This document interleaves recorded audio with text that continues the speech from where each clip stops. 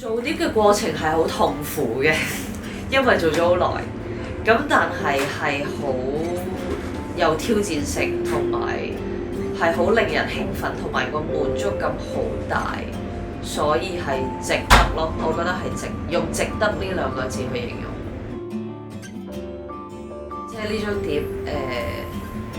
有談論到好多唔同嘅社會議題啦，有談論到